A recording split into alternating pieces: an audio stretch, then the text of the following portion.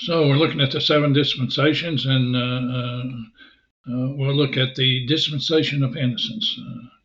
And the time period for this dispensation is from the creation of man to his fall. Man's state at the beginning of this dispensation is one of sinlessness. Adam and Eve were the only two human beings that did not have inherited sin and had committed no sin.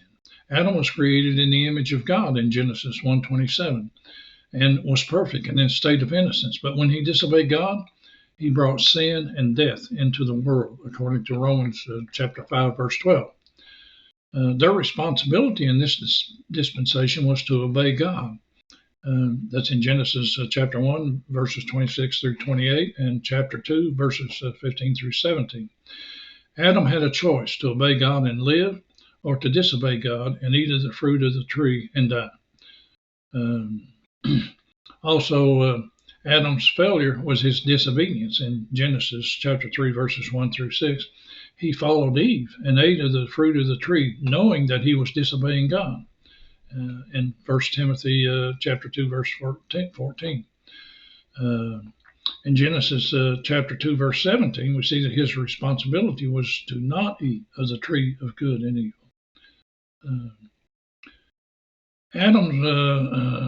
Adam's failure brought judgment of God on Adam and Eve, which was a curse and a death. In Genesis chapter 3, verses 7 through 19.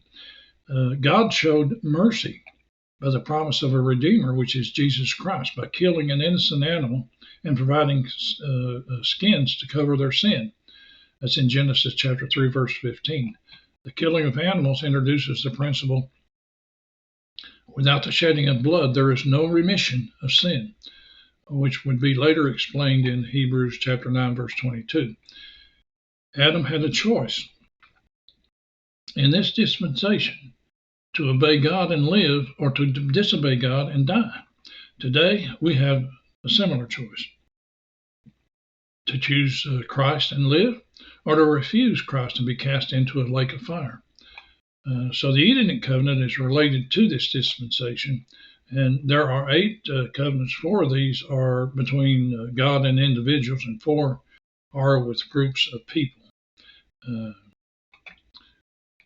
Okay, thank you for your attention and for listening.